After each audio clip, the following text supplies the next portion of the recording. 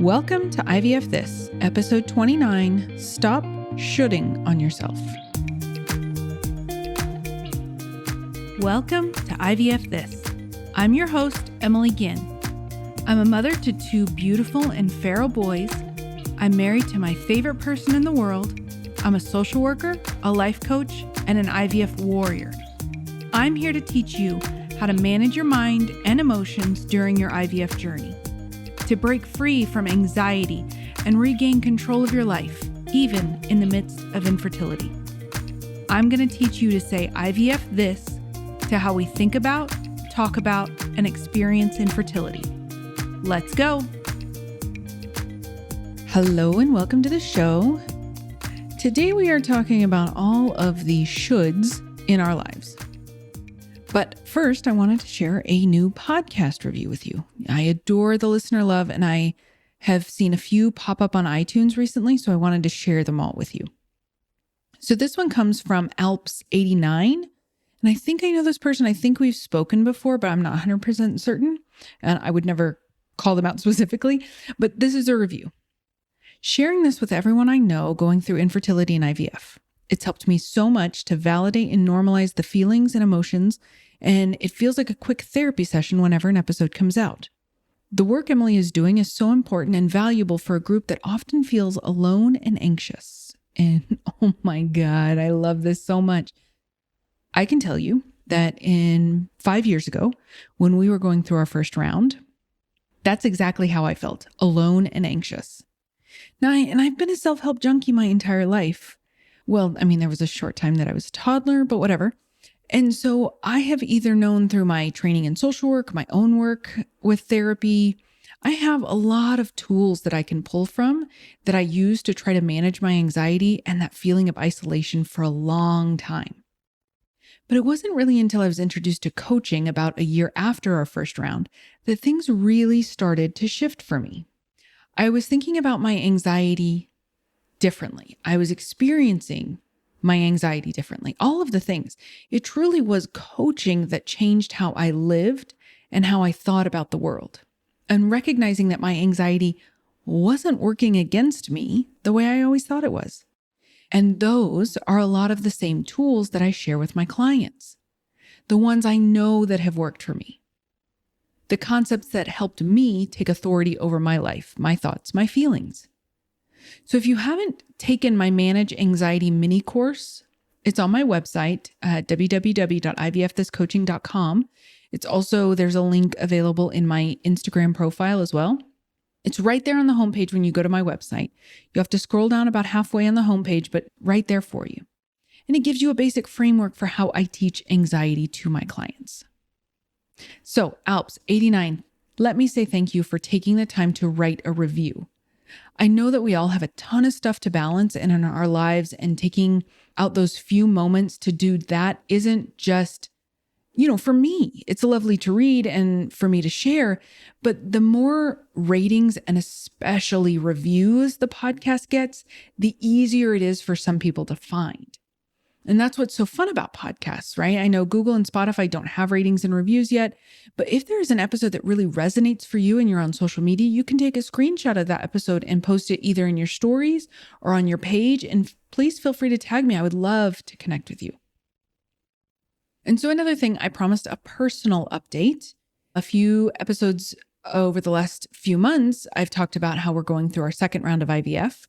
And I think I mentioned it a few episodes ago specifically that we were doing our stim cycle, which is now finished. I had my retrieval and we were absolutely astounded by what we had.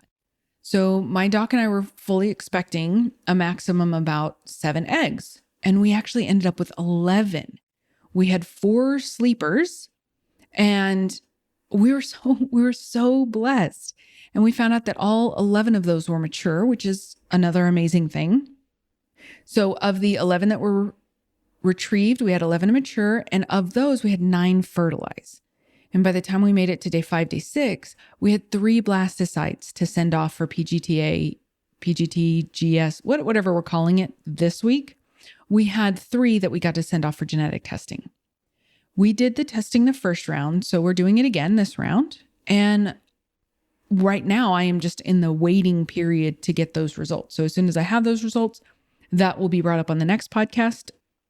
And I got to tell you guys, we're just over the moon because this was an even better round than our first run, which was like 4.5 years ago. And I can tell you this round, because I am self-coaching based a lot on my own work and a lot on the concepts that I already teach, the experience has been so different for me. In our last cycle, I would forecast and shame and guilt myself about all things all day long, from sunup to sundown.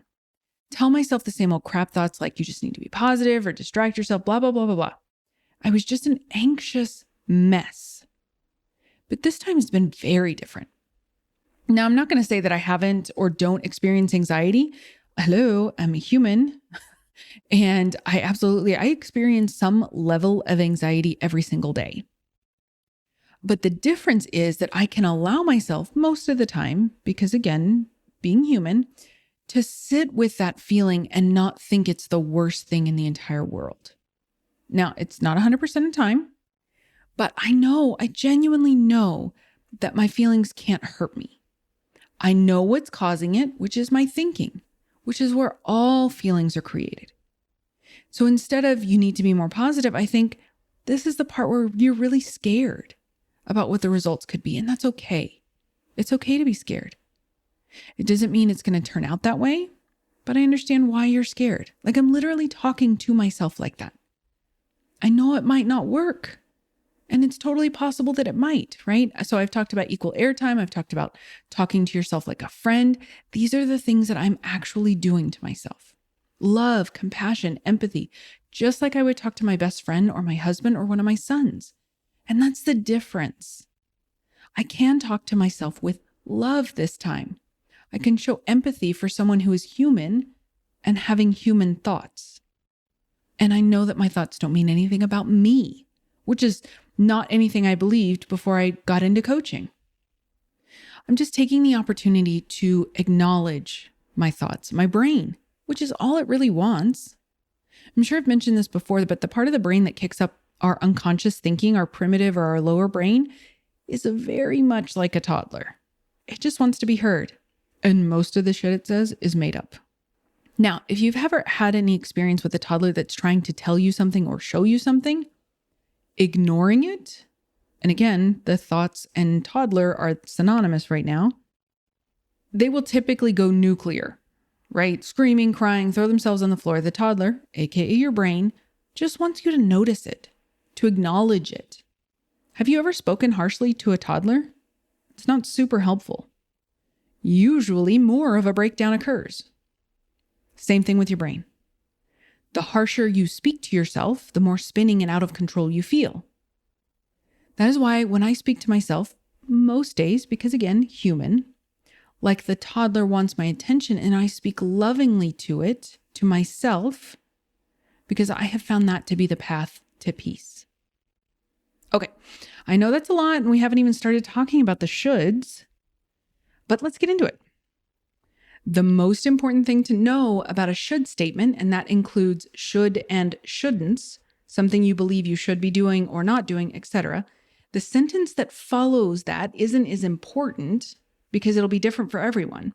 But the most important thing to know is that the word should is always, always, always a building block for shame. It's always shame for doing something, shame for not doing something. So let's unpack why we use these statements. And I will caveat a little with shoulds can also look like have tos. I have to do this. I need to do this. I must do this. Any of that BS, I'm putting it all out there under the shoulding on yourself umbrella. So why do we use this language? It's not that we pepper them in now and again, right? No, we use them constantly. In almost every conversation we have with ourselves or someone else, these words can come up. So why do we even say them to begin with? So much of why we use these words is largely based on our programming. You might have heard me talk about messaging, conditioning, culturalization, socialization, all the things. Those are all the things that make up our programming. So when we have built-in beliefs that we never question, which oftentimes comes from media, society, our family of origin, we get a lot of shoulds.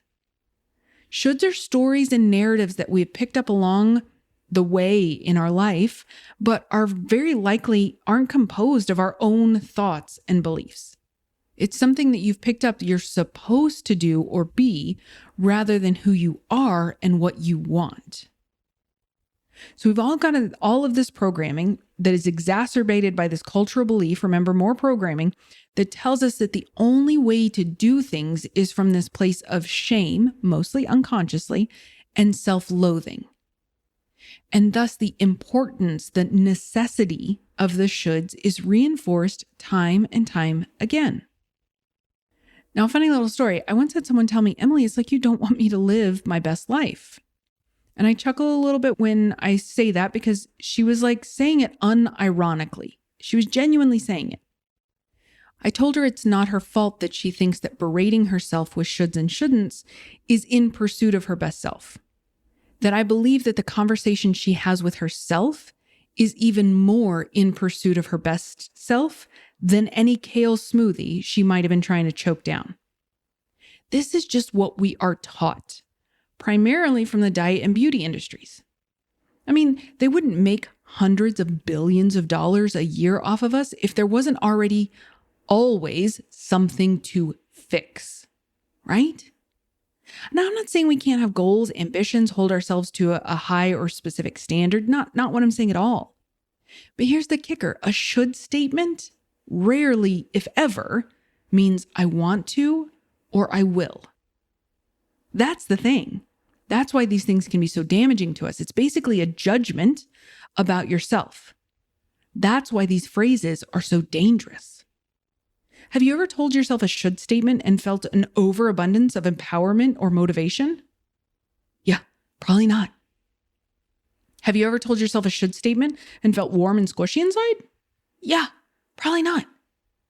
We can always tell if a thought serves us by how it makes us feel, right? The think, feel, do cycle, which is my work.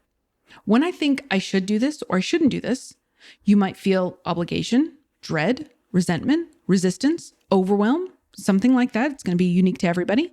And then from that place, let's say dread, right? What will you do from dread? I can tell you when I feel dread about something, I spend a lot of time thinking about the thing without actually doing the thing. I'll shut down, I'll procrastinate, I'll spend a lot of time trying to talk myself out of doing the thing, throwing excuse after excuse out. I mean, the list can go on and on. That's how the think, feel, do cycle works. You cannot get a positive action from a negative feeling. It doesn't work. Whenever I am using a should or one of the many variations that we talked about, the voice in my head isn't like super nice. It's actually pretty loud and shrill and, well, bitchy. Some of the universal things I've heard from my clients and other people in our community are things like, I should be more positive, I should be excited, I should eat quote unquote better, as if there is some objective measure for what they're eating is objectively bad and universally bad, and as if there is some objective and universal measure for what is good for every person, right? Nothing exists like that. I should exercise, but maybe they don't even enjoy exercise. Right? Maybe they tell themselves day after day, I should go for a run. And yet the idea of running is like pulling their nails out of their nail bed. But all you're doing is judging the hell out of yourselves for not doing something you don't enjoy doing and wondering why you can't make yourself do it through sheer willpower. So all of these things and more, again, everyone shoulds on themselves to some degree. All it is a value judgment you place on yourself and then tell yourself that there is something wrong with you for either doing them or not doing them. Not really a strong motivator for change, right? Okay, I hope I've made a strong enough case for why shoulds are so detrimental. And now you're probably asking yourself, well, where the hell do I go from here? I got you. It's good. So if you listen to this podcast, even for just a little bit of time, you can probably guess what the first step is. Awareness. I mean, it was a 50-50 shot from me saying awareness versus compassion. And don't worry, compassion, I'm coming for you next, babe. Change begins when we have awareness around a thought or behavior that we want to change. Awareness, awareness, awareness. I want you to think of the shoulds, the have to, the need to, the musts, things like that.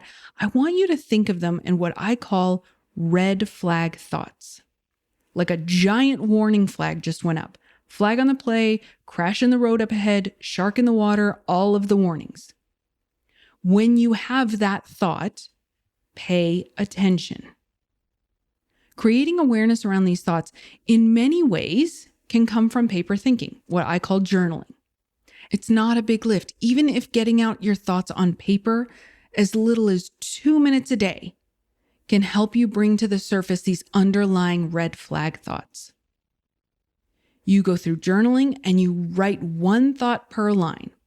It can be as non sequitur or irrelevant or whatever label you want to throw on those thoughts. It doesn't matter. You can have, I have to finish this project tomorrow for work. And the next line is, did I remember to set the chicken out to defrost for dinner? Just dump the thoughts out of your head. Once you've done that, you can see your thoughts as they are, sentences in your brain. When you do that, you go back through and you pick out those red flag thoughts. With each of those red flag thoughts, ask yourself why. Why do I need to do this? Why should I do this? All you're doing is asking yourself a question. You're challenging your unconscious belief system. Doesn't mean you're not going to do those things. It doesn't mean you don't actually want to do those things, but you're just not believing the lie that you have to or should automatically. Let me give you an example from one of my very lovely clients. We were doing this exercise in one of our calls, and she told me she needed to finish a project for work. I asked her why. Why did she need to? She said, well, if I don't do it, then I'm not doing my job and then I could get fired. How many of us have thought that? You can't see it right now, but I am raising my hand too, because I have certainly thought this myself. Then we reframed it. Is it that you need to do it or have to do it? Or is it that you're choosing to do it because you want to avoid the potential consequence of not doing it, which could get you fired? Yeah, it's the consequence thing. We're grown-ass adults. We don't have to do anything. We don't even have to pay taxes. We choose to avoid the consequence of fines or, jail time. We don't have to. Another example, which I think comes up so much for us, is we have to do IVF or we have to do treatments.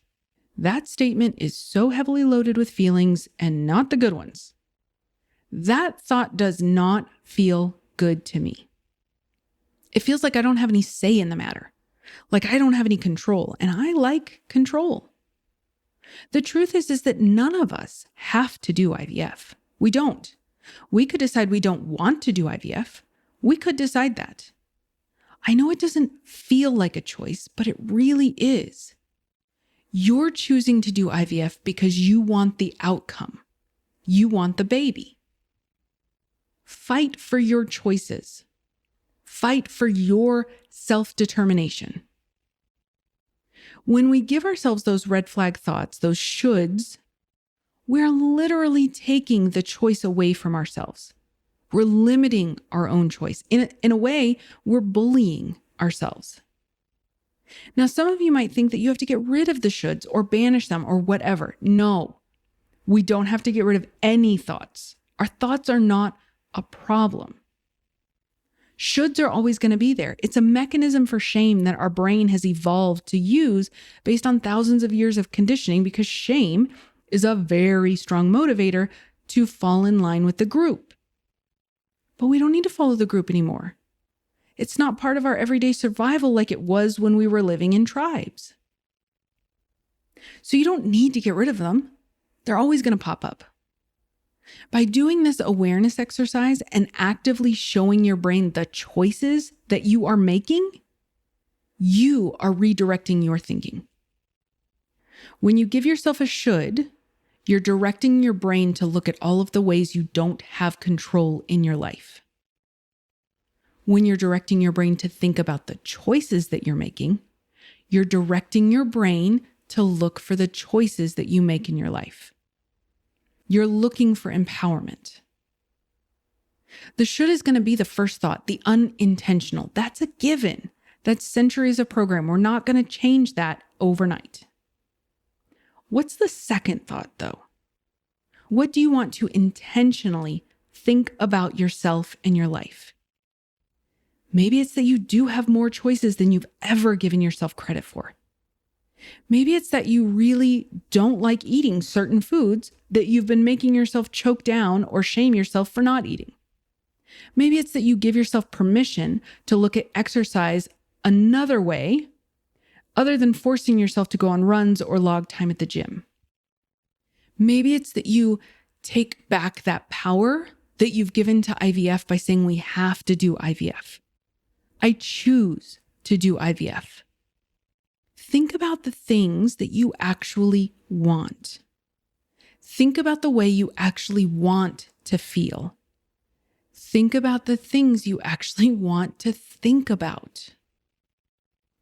You are entitled to live a life that you want, not a life full of shoulds, not a life full of obligation. That is my wish for all of you.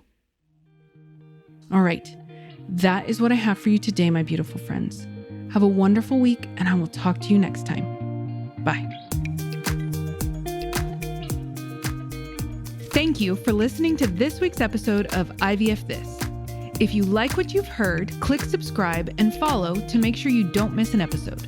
And if you want to learn more, head over to www.ivfthiscoaching.com to learn how to work together.